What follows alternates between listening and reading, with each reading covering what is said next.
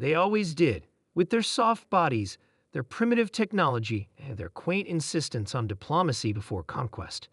Captain Marcus Reed had seen that look in their four eyes before, that slight ripple of their gill-like structures that passed for laughter among their kind. Your terms are unacceptable, the lead Trillary ambassador stated, mandibles clicking with barely disguised contempt.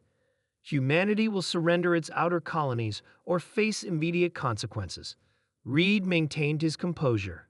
6 months of failed negotiations had prepared him for this moment. Ambassador, perhaps we can find a compromise. Earth Council has authorized me to offer mining rights in the Epsilon sector. The Trillary delegation exchanged glances, their gray-green skin glistening under the conference room lights.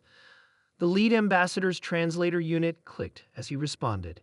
Humans, always negotiating from weakness. The ambassador's voice carried that distinctive warble that indicated amusement to those familiar with their species.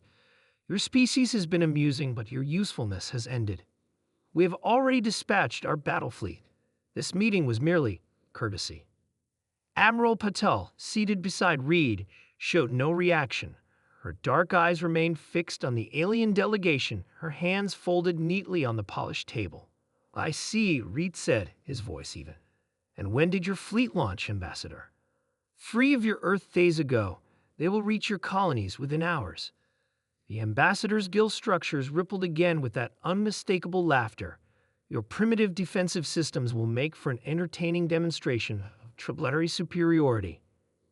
Reed nodded slowly, then pressed a small button on his wristband. A holographic display appeared above the conference table, showing a tactical map of the sector. Dozens of red dots appeared near the human colony worlds. Is this your fleet, Ambassador? Reed asked. The Trillary's four eyes blinked in sequence, a sign of surprise. How did you track our stealth vessels? Admiral Pavel spoke for the first time. Quantum resonance detection. We've been able to track your ships for years. We simply never had reason to reveal this capability. It changes nothing, the ambassador said, though his mandibles clicked with less certainty. Our forces outnumber yours 10-1. Reed touched his wristband again, and the holographic display shifted. Now hundreds of blue dots appeared, surrounding the red Trillary fleet markers. Actually, Ambassador, we outnumber you 5-1. Your intelligence is outdated. The Trillary delegation began chittering rapidly among themselves in their native language, their confidence visibly shaken. The lead ambassador turned back to Reed. This is a deception. Human manufacturing capabilities cannot produce such a fleet. Automated shipyards in the asteroid belt, Admiral Patel explained calmly.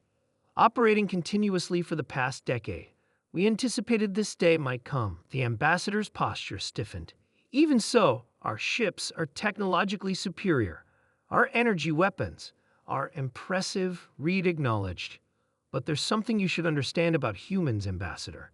Something your species has consistently failed to grasp despite studying us for so long. Reed leaned forward, his blue eyes suddenly cold. We're not just diplomats. We're survivors. When threatened, we don't rely solely on the elegant or the advanced. We use what works. With another tap on his wristband, the holographic display changed again. It showed footage from what appeared to be a weapons test. A Trillary-style ship, likely captured or replicated, floated in space. Then suddenly, it was engulfed in a storm of small projectiles, thousands of them, tearing through its hull in seconds. This is our thunderstorm defense system, Reed explained as the Trillary watched in silence, their earlier amusement completely gone. Railvan technology, primitive by your standards, but quite effective. Each defense platform fires 3,000 tungsten rounds per minute. We've placed them throughout our colonies. The ambassador's translator unit remained silent for several long moments. Finally, he spoke. You would resort to such inelegant weaponry? This is not the way of advanced species. Admiral Patel smiled thinly.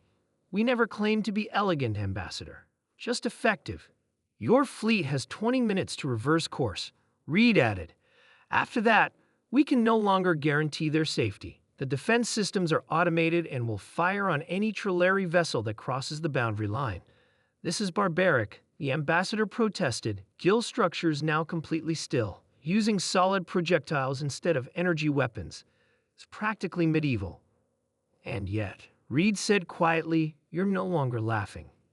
The Trulleri delegation conferred briefly. Then the ambassador stood. "We will reconsider our approach. Perhaps there is value in further negotiation." After the Trulleri had departed, Admiral Pottle turned to Reed.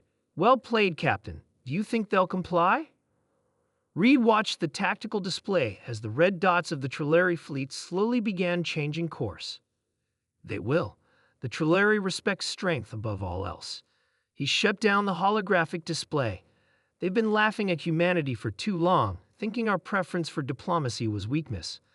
"Sometimes the oldest solutions are the most effective," Pottle observed. 3,000 rounds per minute tends to make a compelling argument." Reed nodded. "Humanity tried to enter the galactic community as equals, as diplomats and traders, but we never forgot how to fight." Outside the viewport, Earth gleamed blue and serene, surrounded by the barely visible glint of defense platforms. Humanity's insurance policy in an unfriendly universe. "They won't make the same mistake again," Reed said. "No one laughs at the species that stopped a war with nothing but tungsten and determination." The Trulleri fleet continued its retreat, and somewhere in the void between stars, the automated defense systems powered down, their 3,000 rounds per minute returning to standby, waiting but unused. Peace through strength had prevailed, at least for today.